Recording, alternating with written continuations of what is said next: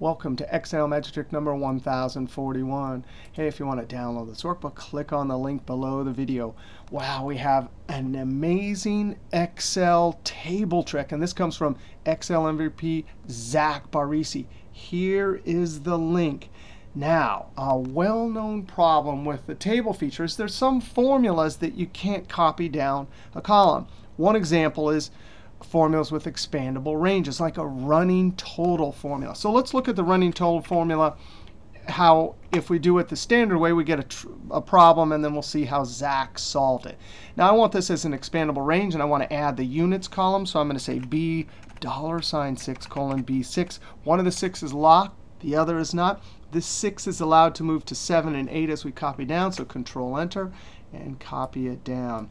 When I put this last cell into edit mode, looking good. But as soon as we start to add new records tab, and I'm going to put some date here, let's just say 10. No way, they're both showing 21. And as you go down, there'll just be more and more of cells with the same total.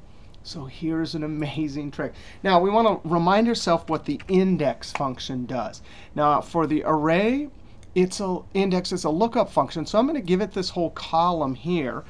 And index needs a row number. It's really the relative position, 1, 2, 3, or 4.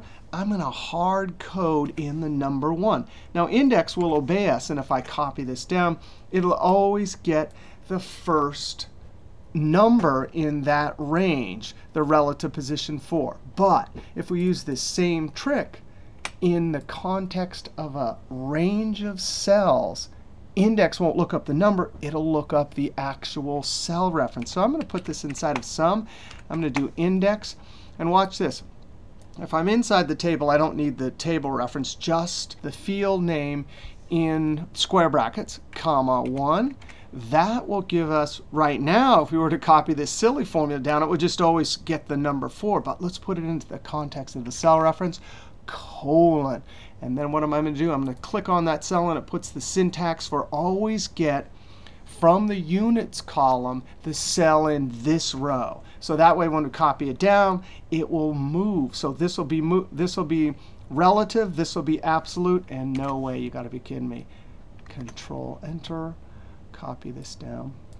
I'm going to hit tab, some date there, and let's put 10 again. And look at that. These are all 31, and this amazing, cool solution from Zack for a running total, or anytime you have an expandable range like this, use index, look up the first one, and then colon at the units. All right, we'll see you next trick.